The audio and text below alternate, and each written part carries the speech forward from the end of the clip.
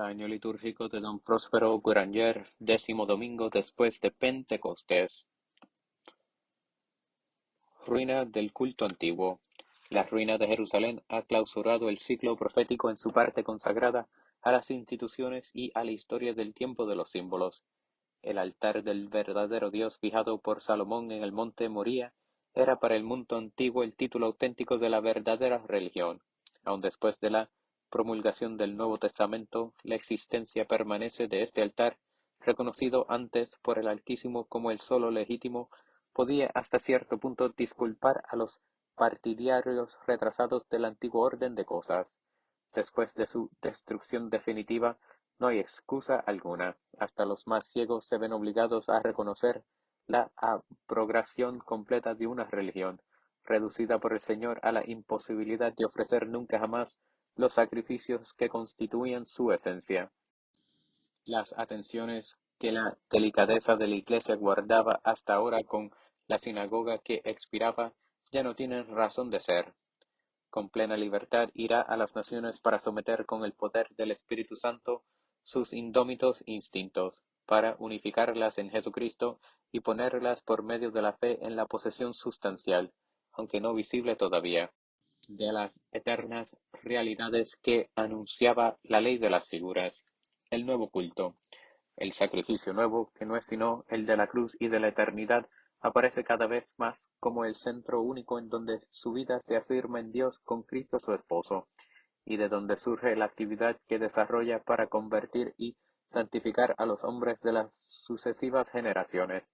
La Iglesia, cada vez más fecunda, permanece estabilizada más que nunca en la vida de unión, de donde la viene esta admirable fecundidad. Las enseñanzas de la liturgia. No hemos, pues, de admirarnos si la liturgia, que es la expresión de la vida íntima de la Iglesia, refleja ahora mejor que nunca esta estabilidad de la unión divina. En la serie de semanas que se van a seguir, desaparece toda gradación en las fórmulas preparatorias del sacrificio. Entre las mismas lecturas del oficio de la noche, a partir del mes de agosto, los libros históricos han cedido o van a ceder su lugar a las enseñanzas de la divina sabiduría, que pronto irán seguidas de los libros de Job, Tobías, Judith, Esther, sin otra unión entre ellos que la santidad en precepto o en obra. Ni se advierte, como hasta aquí, la conexión entre las lecturas y la composición de las misas del tiempo después de Pentecostés. Por tanto, nos limitaremos en adelante a comentar la epístola y el evangelio de cada domingo, confiando como la Iglesia al Espíritu Divino el cuidado de hacer nacer y desarrollarse en cada uno como la plazca la doctrina de formas tan variadas que ella sembrará de acuerdo con él. Este comentario resalta la epístola del día, el gran suceso que debía señalar el cumplimiento de las profecías derribando las fronteras judías. Acaba de afirmar de una manera admirable la universalidad del reino del Espíritu Santificador.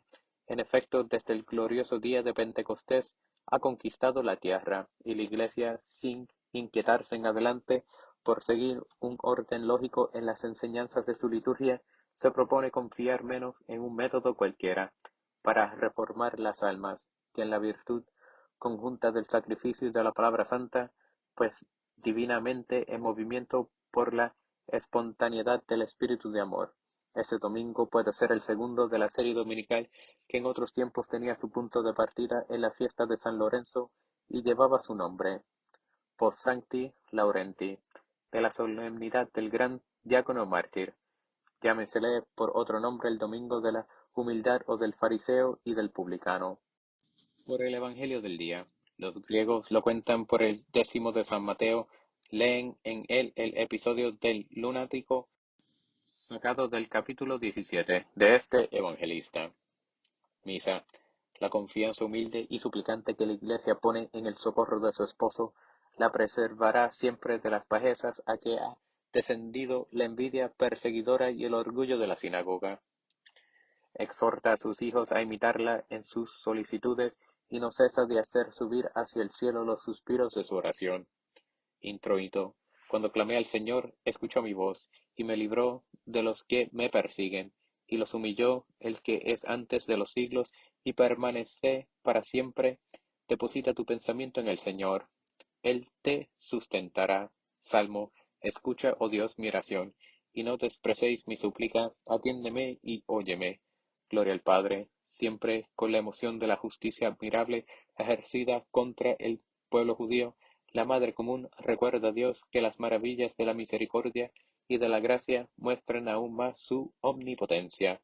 En la colecta pide una efusión abundante de esta gracia sobre el pueblo cristiano, más que grandeza la suya, de qué sublimidad dio muestras la actitud de la Iglesia antiguamente sobre todo, por estar más cerca de los acontecimientos cuando, en respuesta al relato que le hizo su esposo de la venganza tan terrible que, como nunca ejerció la justa cólera de su padre, ella verdadera esposa y madre, se atreve a comenzar por estas palabras: Deus qui omnipotentiam tuor parcendo maximet et miserando manifestas. Colecta. Oh Dios, que manifiestas tu omnipotencia, sobre todo perdonando y teniendo piedad, multiplica sobre nosotros tu misericordia para que, corriendo hacia tus promesas, nos hagas partícipes de los bienes celestiales por nuestro Señor. Epístola. Lección de la epístola del apóstol San Pablo a los Corintios.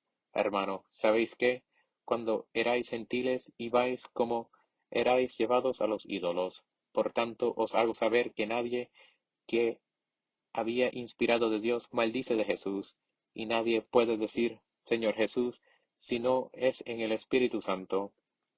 Hay ciertamente diversidades de gracias, pero el Espíritu es uno mismo, y hay diversidad de ministerios, pero un solo Señor, y hay diversidad de operaciones, pero uno mismo es el Dios que obra todo en todos, y a cada uno se le da la manifestación del Espíritu para utilidad de los demás.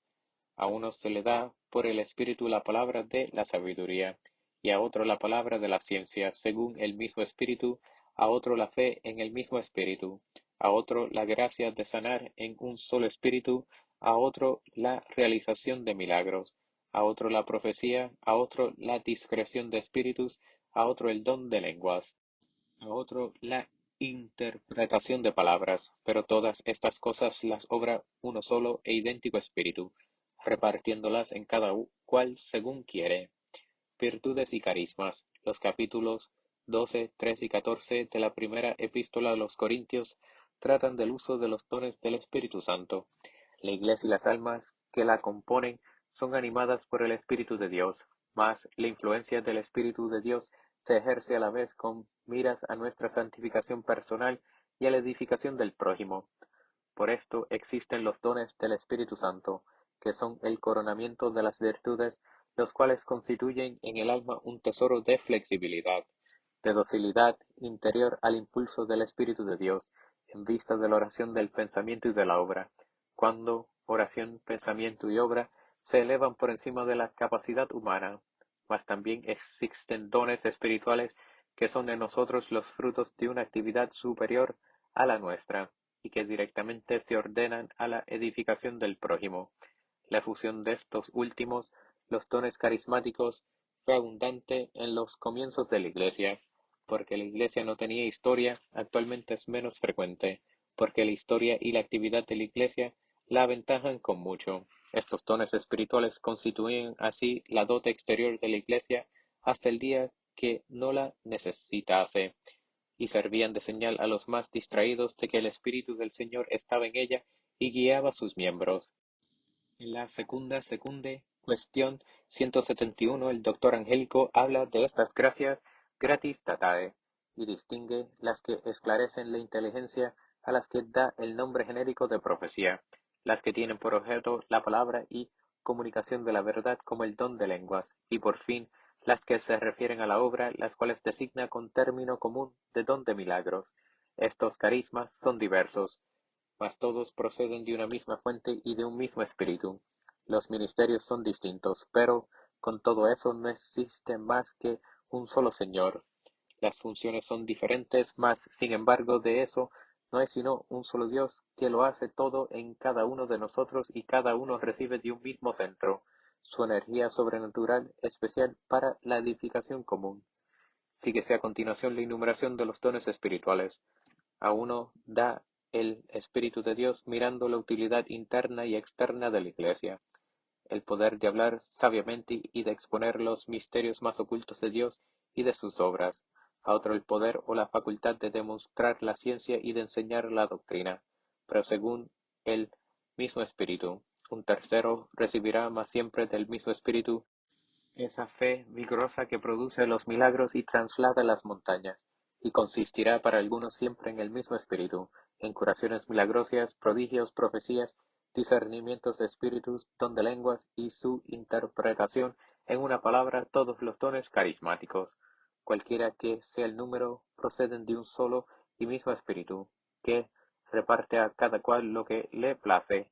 Como conclusión práctica, citaremos estas palabras que resumen la doctrina del apóstol: estimad en sí mismos todos estos dones como obra del Espíritu Santo, que con ellos enriquece el cuerpo social de modo tan diverso. No despreciéis ninguno, mas cuando os encontréis con ellos, estimad como mejores aquellos más sirven para la edificación de la Iglesia y de las almas. En fin, y sobre todo, prestemos atención a lo que a continuación nos dice San Pablo: os mostraré un camino aún más excelente. Aunque hablase todas las lenguas de los hombres y de los ángeles, aunque tuviese el don de profecía y conociese todos los misterios y todas las ciencias, aunque tuviese tal fe que trasladase los montes, si no tuviera caridad, no sería ni me serviría de nada. La profecía desaparecerá, cesarán las lenguas, la ciencia se desvanecerá ante la luz. La caridad, en cambio, no desaparecerá, pues es la más excelente de ellas. En el gradual, la Iglesia menciona de nuevo la confianza de esposa que tiene en la ayuda de su Dios, fortalecida con el amor que la profesa y que la dirige a través de los caminos de la equidad. No tiene miedo alguno a sus juicios. El versículo exalta la gloria del esposo en Sión, mas aquí y desde ahora para siempre no se trata sino de la verdadera Sión, de la nueva Jerusalén. Gradual. Guárdame, Señor, como la pupila del ojo. Protégeme bajo la sombra de tus alas. Salga de tu boca mi juicio, vean tus ojos la equidad. Aleluya, aleluya. A ti, oh Dios, conviene el himno en Sión, y a ti se harán votos en Jerusalén. Aleluya. Evangelio. Continuación del Santo Evangelio según San Lucas. En aquel tiempo dijo Jesús a unos que se creían justos y despreciaban a los demás esta parábola: dos hombres subieron al templo a orar, uno fariseo y el otro publicano. El fariseo, de pie, oraba para sí de este modo: Oh Dios, te doy gracias porque no soy como los demás hombres, ladrones, injustos, adúlteros, ni tampoco como este publicano. Ayuno 2 veces a la semana, doy los diezmos de todo lo que poseo. Y el publicano, estando lejos, no quería ni levantar los ojos al cielo, sino que golpeaba su pecho diciendo: Oh Dios, ten misericordia de mí, que soy un pecador. Yo os digo, este es el que volvió a su casa justificado, en vez del otro, porque todo el que se ensalza será humillado, y todo el que se humilla será ensalzado. Judíos y gentiles. El venerable Beda, en su comentario sobre este pasaje de San Lucas, explica el misterio de este modo: el fariseo representa al pueblo judío, que ufano de la ley ensalza sus méritos; el publicano representa al pueblo gentil, que alejado de Dios confiesa sus pecados. El orgullo del primero hace que sea humillado; el otro, levantado por sus gemidos, merece ser alabado. Por esto se halla escrito en otro lugar de estos dos pueblos, como de todo humilde y de todo soberbio. La exaltación del corazón precede a la ruina, y la humillación del hombre a su gloriosa exaltación. No podría, pues, elegirse en el Sagrado Evangelio una enseñanza que conviniere mejor que esta después del relato de la ruina de Jerusalén. Los fieles de la Iglesia, que la vieron en sus primeros días humillada en Sión ante la arrogancia de la sinagoga, comprenden ahora estas palabras del sabio: más vale ser humillado con los humildes que tomar parte en el reparto de los despojos con los soberbios. Según otra expresión de la lengua del judío, aquella lengua que difamaba al publicano y condenaba al gentil, se convirtió en su boca como en una vara de orgullo que le ha castigado a su vez, atrayendo sobre él la ruina. Mas la gentilidad, adorando la justicia vengadora del Señor y ensalzando sus bondades, debe evitar tomar el camino por el que se ha extraviado el pueblo infortunado cuyo puesto ocupa ella.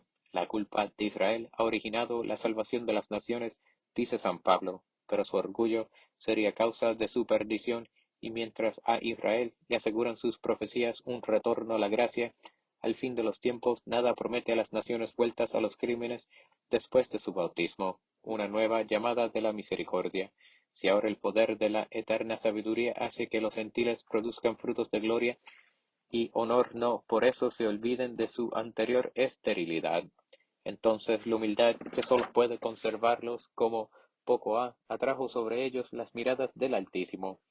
Les será cosa fácil, y a la vez comprenderán la benevolencia de que a pesar de sus pecados debe ser rodeado el pueblo antiguo. La humildad que produce en nosotros saludable temor, es una virtud que coloca al hombre en su verdadero lugar, en su propia estima, ya con relación a Dios, ya con relación a sus semejantes. Se basa en el conocimiento íntimo causado por la gracia en nuestro corazón, de que Dios lo es todo en el hombre y de la vacuidad de nuestra naturaleza, puesta por él, pecado por debajo de la nada. La sola razón basta para dar a quien reflexione un instante la convicción de la nada de toda criatura, mas en forma de conclusión puramente teórica, esta convicción no constituye la humildad, pues se impone al demonio en el infierno y el despecho que le inspira es el elemento más activo que excita la rabia de este príncipe de los orgullosos, no menos que la fe que nos revela lo que es Dios en el orden del fin sobrenatural.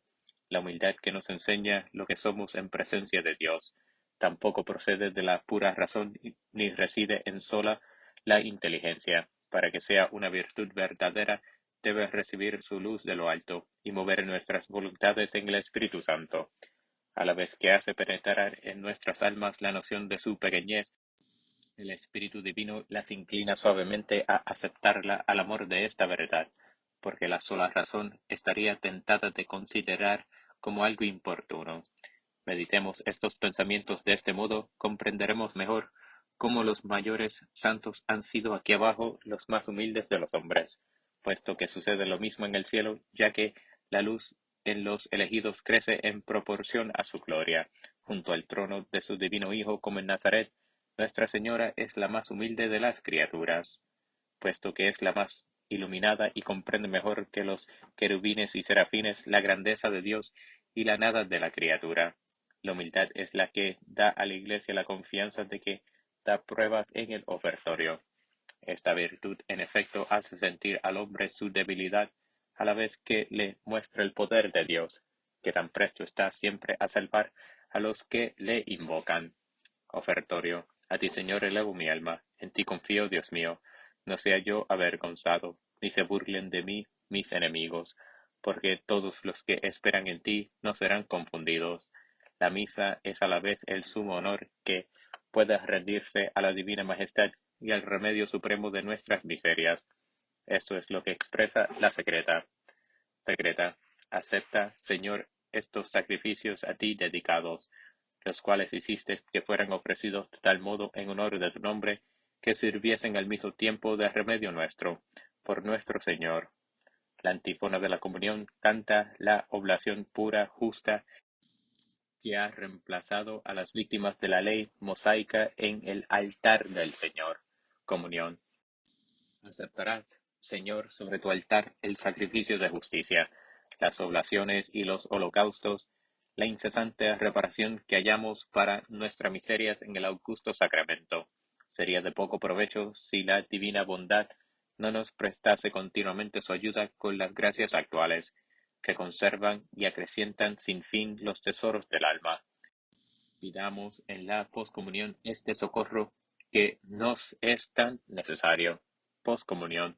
Suplicarte, Señor Dios nuestro, no prives benigno de tus auxilios a los que no cesas de reparar con tus divinos sacramentos. Por nuestro Señor.